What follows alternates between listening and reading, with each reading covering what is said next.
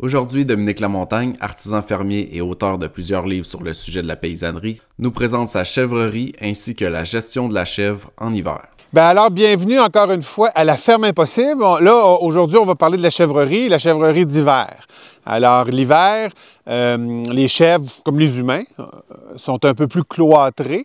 Donc, ça se passe essentiellement dans ce bâtiment-là pour les chèvres. Ils ont accès là, à une extension, là, un abri tempo pour ne pas le nommer. Mais essentiellement, ils se promènent, ils mangent, puis ils vachent. C'est-à-dire qu'ils ruminent au calme. Et puis donc, c'est ça. Là, on est à l'heure à peu près habituelle où je les nourris le matin. Donc, vous allez voir le train-train quotidien des chèvres. Donc, on va commencer avec ça. Et puis, on va continuer avec le reste. Alors, la première chose que je fais le matin, c'est que je leur donne une petite portion de grain.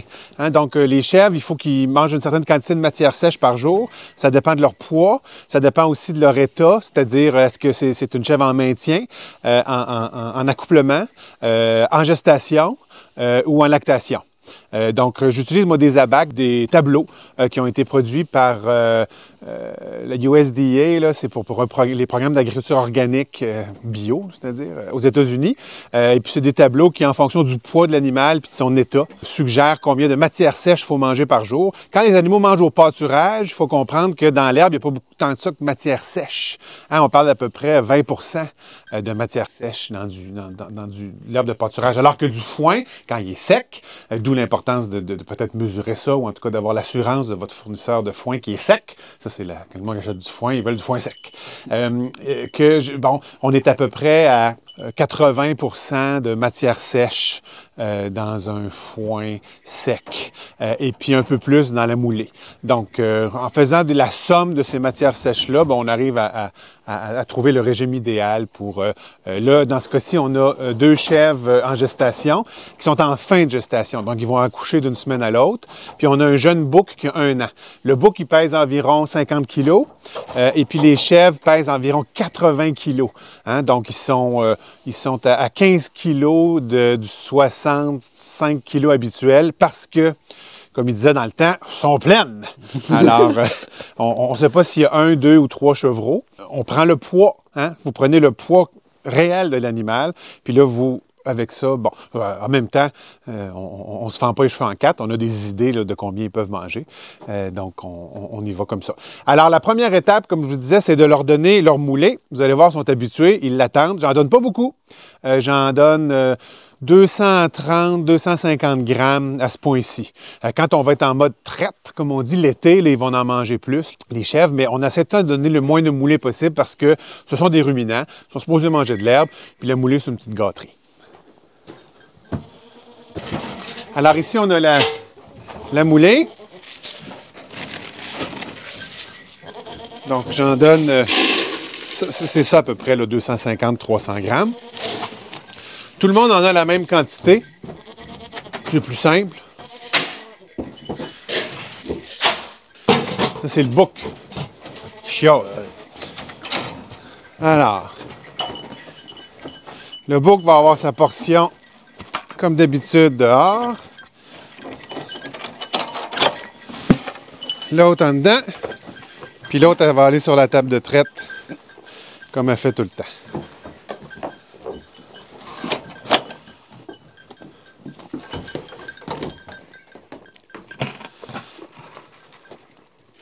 Donc moi, je vais attacher le bouc pour pas qu'il se pousse.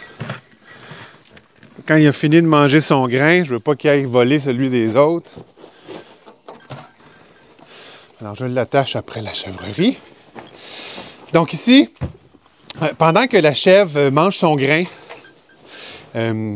sur la table de traite, donc ça, c'est la table qu'on utilise l'hiver l'été pour traire la chèvre. Vous voyez, il y a des sangles en arrière.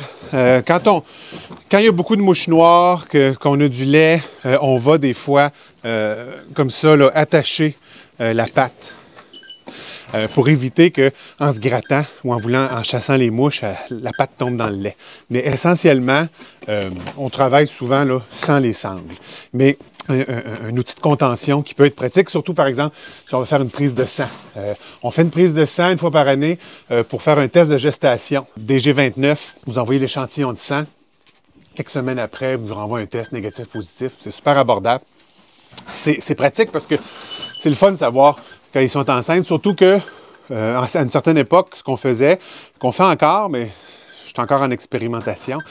Quand on confirme que les chèvres sont tombées enceintes, on va abattre le bouc pour en faire de la viande. Parce qu'un bouc mature de 2 ans, ça devient très, très difficile à gérer. Ça peut être dangereux. On donne des ateliers. On ne veut pas nécessairement là, que les gens se fassent encorner. Donc, vous voyez, ce qu'on essayait de faire en général, c'est en février, on ramasse un petit bouc dans une fromagerie, une laiterie. Qui, eux, s'en débarrassent, entre guillemets, dans la mesure où ils les gardent pas. Et puis, on le nourrit au biberon avec du lait lyophilisé. Donc, pendant l'été, moi, je lyophilise, je déshydrate par le froid du lait, ça me fait du lait en poudre.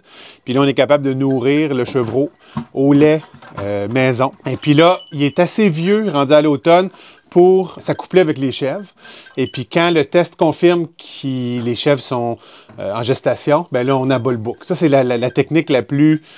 où on a le moins de boucs possible ici. Cela dit, bon, ça dépend de... Tu sais, je veux dire, ça se peut qu'on veuille à un moment donné garder le bouc parce qu'il n'y en a pas. Oh, bon. Donc, tu sais, on gère les deux. On essaye les deux. Là, celui-ci, on l'a gardé cette année parce qu'il avait l'air plus docile, mais ne vous laissez pas avoir. C'est parce qu'il est tout jeune. C'est parce qu'il est encore tout jeune. Alors, avant qu'elle se tanne, je vais juste vous montrer la taille des onglons. C'est quelque chose que beaucoup de gens négligent, malheureusement. Et puis, il faut la faire. Puis, c'est comme n'importe quel type d'entretien ménager. Plus on le fait régulièrement, moins c'est pénible quand on tombe dedans. Tu sais, le ménage du printemps versus passer à la guenille à tous les jours. On devrait aller vers la guenille. Alors, là, j'en fais... Je ne fais pas les 4 pattes. Je fais une patte ou 2 parce que ça gosse, puis elle, à un moment donné, elle se tanne. Et puis, éventuellement, ben, en faisant une patte à chaque 2-3 jours, j'ai 12 pattes, on en vient bon. Alors, vous voyez, je ne sais pas si tu vois bien, la taille de l'onglon, c'est que, vous voyez ici, l'ongle, il dépasse du pied. Ce qu'on veut, c'est très simple, c'est couper comme ça l'onglon, pour pas qu'il dépasse. Pas besoin de faire de coupe, là, de manicure, précise, là. Oui, ça va s'user aussi. Ça va s'user. C'est sûr que l'hiver, ça s'use moins parce qu'ils sont dans la neige. Puis bon, c'est tout le temps quand même un peu technique, là, dans le sens qu'il faut que je me plie d'un bord puis de l'autre pour en arriver à couper exactement les morceaux que je veux. Mais en faisant comme ça, une taille minimale mais fréquente, on garde ça clean. Et puis, ce qu'on ne veut pas, c'est d'avoir des espèces d'ongles qui dépassent, sont très longs, qui deviennent incurvés. L'ongle embarque sur l'ongle, puis là, elle marche tout croche. Donc, essentiellement, c'est des tailles onglons, ça. Ça, c'est les Felco, l'espèce de Cadillac des tailles onglons. Mais il y en a des beaucoup plus abordables. L'idée, c'est de le faire souvent. C'est comme se couper les ongles. À un moment donné, on pogne le tour. Alors, tout le monde a fini son grain. On va réintégrer les gens à la chèvrerie. Un peu casse-gueule, hein? Vas-y! Et de une. Monsieur. Allez-y, monsieur.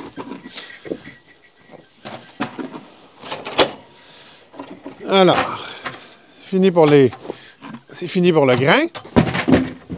Donc ça, c'est les laisses, hein, dont je parle souvent. Que tu utilises pour le pâturage aussi. Que j'utilise pour le pâturage. Donc, ça permet à la chèvre d'avoir un bon rayon d'action puis de ne pas s'en mêler les pattes dans la strap. Alors, je les nourris à 2 endroits, hein, parce que des fois, là, ils se chamaillent là, pour avoir accès à la bouffe.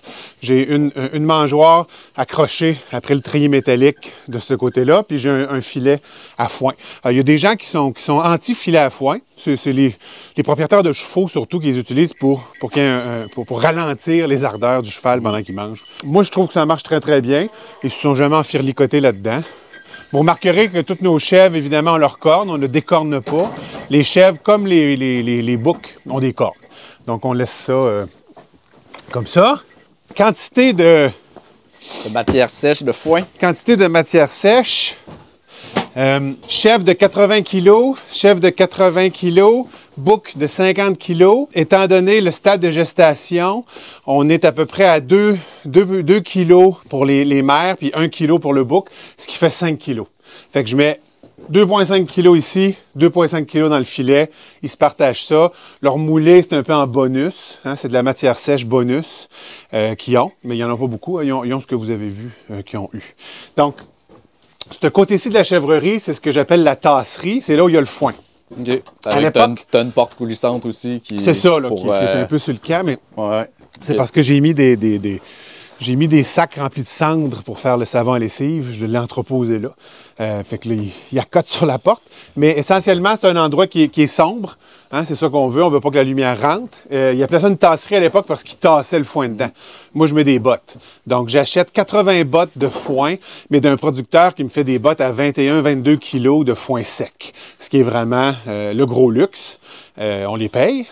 Ils sont bien compactés, autrement dit. Ils sont bien compactés, ils sont sèches, pas beaucoup de luzerne. Les chèvres, ils veulent pas de luzerne, eux autres, ça leur donne vraiment là, la diarrhée. Okay. C'est pas comme les vaches là, qui en consomment quand même beaucoup plus. Donc, il faut un bon foin. Ça peut être... c'est pas tant la coupe, là. Moi, souvent, je finis avec la deuxième ou la troisième coupe parce que c'est supposément plus nutritif. Hein. Tu vas avoir plus de fleurs là-dedans, tu vas avoir un peu de trèfle, mais essentiellement, c'est du mil. Et puis, il est super beau, il sent bon. Et puis, j'en commande 80 par année, puis ça me suffit. Parce que quand l'été arrive, c'est bien fait. Les chèvres ont un besoin de matière sèche maximale quand ils sont en pleine lactation. Puis en général, ça correspond à l'été. Et puis là, comme ça, on les nourrit presque exclusivement au pâturage. Fait que le moment de l'année où ils ont le besoin de plus de bouffe, c'est là où le pâturage est là pour donner un coup de main. Donc, comme ça, on n'a pas besoin là, de donner 100% du foin. Alors, ici, j'ai une balance, comment ça s'appelle? Crane scale en anglais. C'est des balances à suspension, très pratiques. Ça te permet de peser 56 patentes qui sinon, sont difficiles à peser. Donc, je vais l'allumer pour vous montrer. Évidemment, moi, j'y vais à l'œil, là, mais là, vous allez voir. Donc, dans ce sac-là, on va mettre 2,5 kg. 2,5 kg. Alors, le sac, il pèse 1 kg. Fait que la balance, on vise 3,5 kg. Hein? Alors, c'est à peu près 2 biscuits et demi. Alors. T'appelles ça des biscuits? Ben, c'est ça. Quand tu défais quand tu défais la... En galette, là? C'est ça. Ça dépend des galettes, mais j'en avais un plus petit. Là, d'après moi, on va être un peu over, comme 3,8, 3,9, là. Oh, tu te risques à des statistiques, on va regarder si tu as raison. Je suis très over. 4,5. Ouais. Alors, tu vois, moi, je veux 3,5. Fait que j'ai essentiellement 1 kg de trop. Voilà. Alors là, on est à 3,5 kg, c'est-à-dire 2,5 kg de foin. Je fais un nœud facile à défaire, important. Puis là, j'y vais à l'œil. À l'œil. Pour ta petite 2,5. Mais je sais aussi que ça a de l'air quand il y a la bonne quantité, là, tu sais. C'est plein à rabord, puis ça dépasse un petit peu. Alors ça, ils vont manger ça jusqu'à peu près 4-5 heures cet après-midi. Puis les là, chèvres... on est autour de 9h30. Oui, c'est ça. Les chèvres, ça a l'avantage de dormir. Fait que la nuit, ils sont moins actifs, ils mangent moins, voire pas, là. Et aux petites heures, bon, ils se réveillent tôt, là. Mais essentiellement, ça fonctionne bien comme ça. Le soir, quand je viens, des fois, je vais refermer les portes. Je vais leur donner un biscuit ou deux, là, si je vois que... Mais ils ont le don de se plaindre aussi quand ils ont faim. Alors ça, c'est un autre bon gauge, comme on dit en français. Alors, on va aller porter ce sac-là. Alors, comme je te disais tantôt, des fois, il y a de la chicane là, au mangeoir. Fait que là, le système qui marche le mieux, c'est ça. Elle est d'un bord, l'autre est de l'autre bord, puis l'autre est là-bas. Là, bon, ça s'échange ça. Au niveau de l'eau, je la change à tous les matins. Alors, c'est un thermos, tu sais, le genre Gatorade à jus, là. Ouais. Alors, super bon. Super bon. Je l'enlève. Là, le vide. Là, il fait comme -2, là. Fait que c'est pas gelé. Quand c'est gelé, j'ai mon petit marteau ici. Okay. Je donne quelques coups. Je l'attache parce que... Ils vont le renverser. Sinon, ils le renversent, c'est ça. Tu sais, quand t'as rien à faire. Je le lève avec le bras droit. Bras le plus fort. J'accorde le coude droit sur la clôture et je verse. Voilà.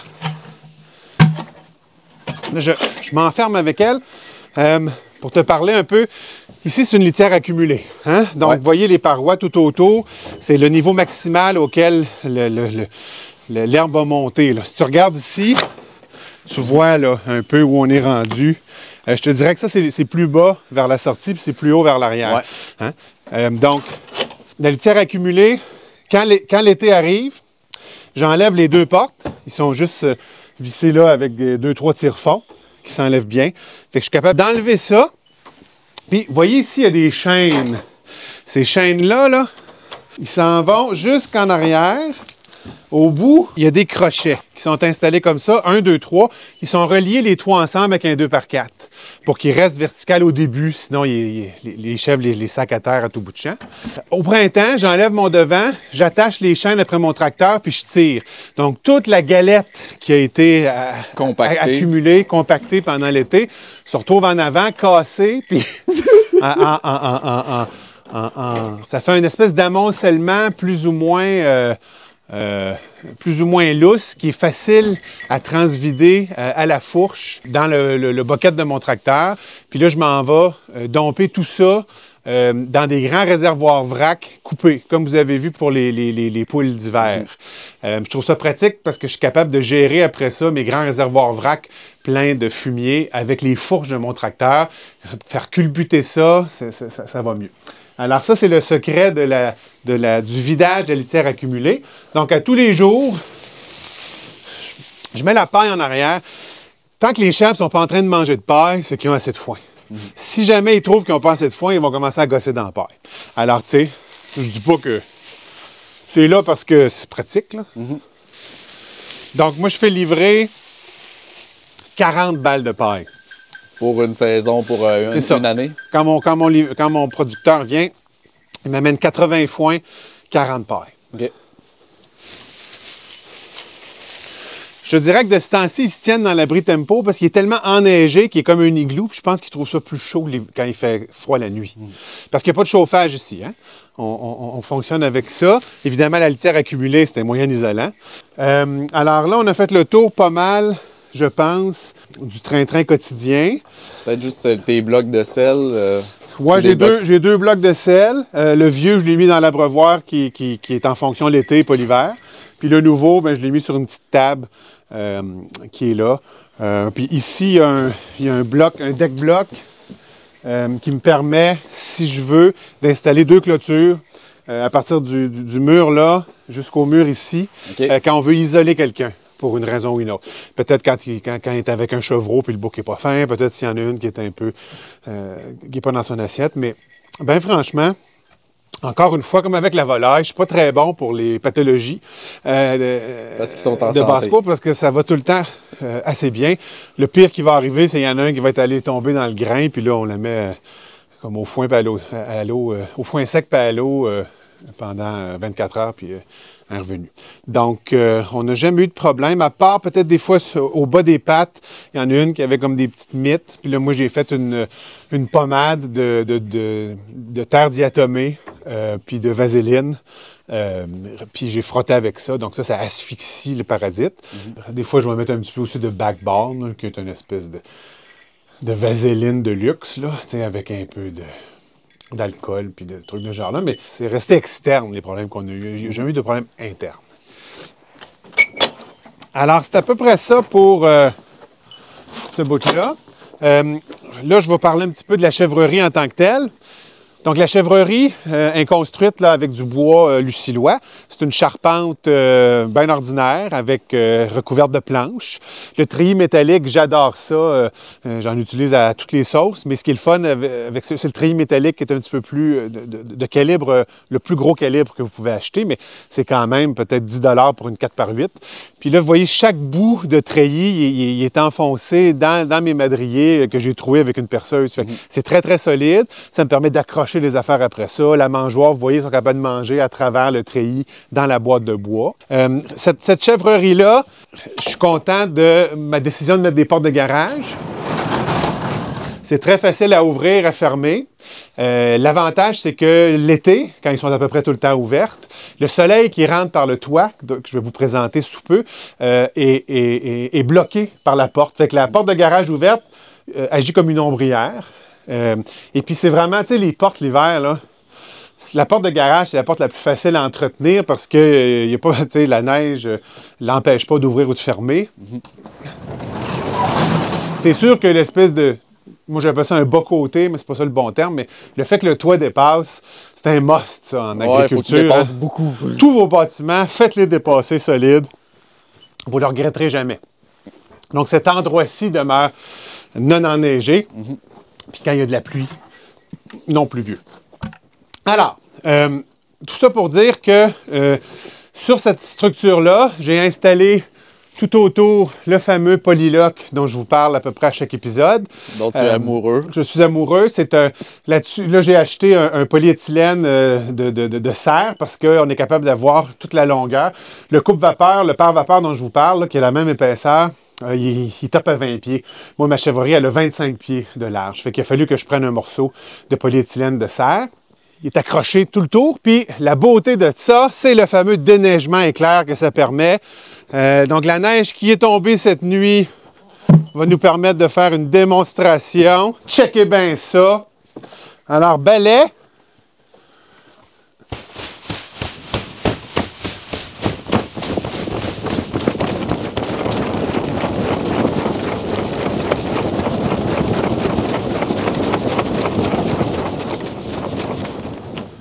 Alors, c'est ça qui est ça.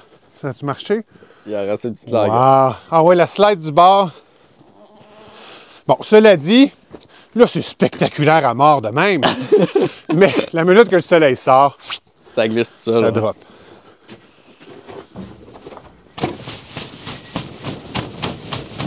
Éventuellement, j'irai faire l'autre bord. Donc, vous voyez qu'il y a une accumulation de neige ici. Hein? Fait que le bas côté, la projection de votre toit, la hauteur, ça va déterminer la hauteur maximale du banc de neige qui va tomber. Fait que, à un moment donné, ça se met à revenir par en arrière. Je l'aurais mis un peu plus loin, mais je voulais un toit avec une bonne pente. Avec une bonne pente. Plus la pente est aiguë, plus il faut qu'il soit haut. Plus il soit haut, plus il faut de bois. Puis là, il y avait le fil électrique qui commençait à être proche.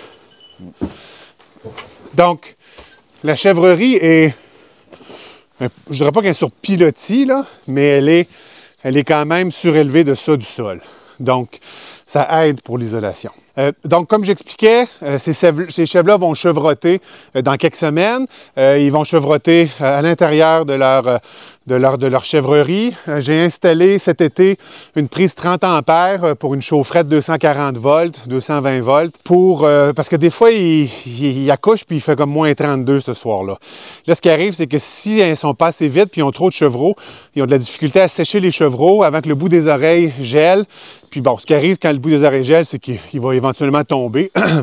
Ça ne change pas grand-chose à grand-chose. Puis personne ne semble s'en plaindre. C'est juste qu'on essaie d'éviter ça. Alors maintenant qu'on a cette prise-là, bien, je vais pouvoir allumer la chaufferette quand il y a chevrotage. Puis là, nous, on va pouvoir amener les chevreaux qui seraient un peu délaissés dans une serviette proche de la chaufferette. Parce qu'un séchoir à cheveux, ça ne marche pas quand il fait moins 32. Parce que l'air rentre trop fret, il n'est pas capable de la chauffer. Fait que là, finalement, il souffle de l'air fret. Puis l'air fret, ça ne sèche pas. Alors, il faut de l'air chaud. Donc là, ici, j'ai un panneau de 30 ampères. Donc, il y a quelques prises à l'intérieur et à l'extérieur. Et puis, ça suffit amplement, mais c'est l'un ou l'autre. Hein? Donc, le polyéthylène que vous avez ici, un de ses avantages marqués, c'est qu'à la base, je mets l'été une gouttière. Puis, je ramasse tout l'eau du toit dans les grands réservoirs vrac que vous voyez là-bas. Une des raisons pour laquelle j'avais besoin d'une prise, c'est que j'ai une pompe submergée dans le grand réservoir vrac du fond. Puis ça me permet d'arroser mes cultures. Donc, plus loin là-bas où il y a de la neige, c'est là où on a notre plus grosse surface potagère avec le maïs, les patates, les carottes, les betteraves. Donc, on a 2000 litres d'eau ici en réserve quand on a besoin d'arroser. Et puis de l'autre côté, il y a les mêmes gouttières puis les mêmes deux réservoirs vrac, mais cette eau-là, elle sert aux abreuvoirs de la chèvre. cela dit, c'est aussi une autre réserve. Hein? Donc, j'ai 4000 litres d'eau en réserve ici. Ils doivent se remplir en plus assez rapidement. Bien, je te dirais que oui, c'est 2 bonnes pluies. Ouais, tu sais comment ça marche, la pluie, des fois, c'est des trombes maintenant. Oh, oui, c'est ça. L'idéal, c'est une nuit de pluie. Les trombes, ça revole, puis ça déborde, puis là, tout est là comme « my God ». Fait que, mais oui, 2 nuits de pluie avec cette surface-là, j'ai 4000 litres d'eau. Bon, scientifique, là, pas fort, mais bon.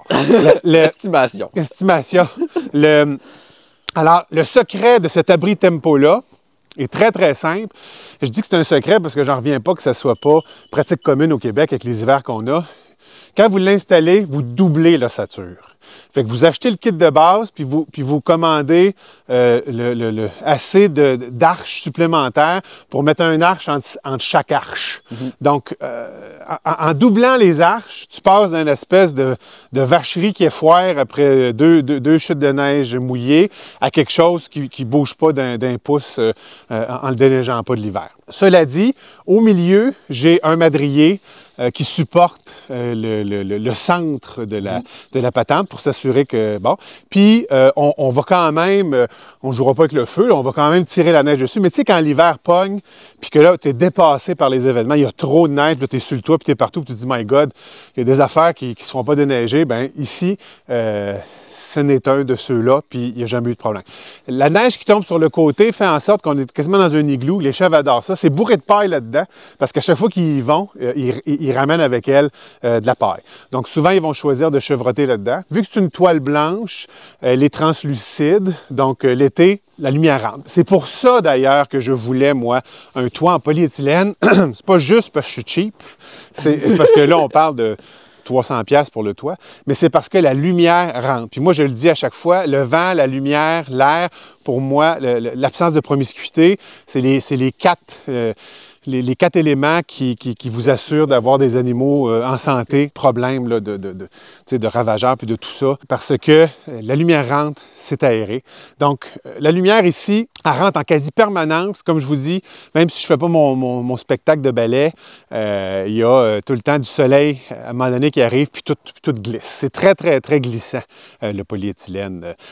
6000, hein? Donc 6 millièmes de pouce d'épais. Puis le jour où il va falloir que je le change, là, tu sais, ça fait 5 ans là, que c'est là. Il y a eu une POC. Mon fils, Élie, pour ne pas le nommer, qui a donné un coup de balai du mauvais bord, puis là, ça a fait... Puis là, on l'a fermé. Et bref, ça fonctionne très bien. Et voilà. Voilà. Merci à tous les membres qui soutiennent financièrement le projet de partage via l'abonnement payant.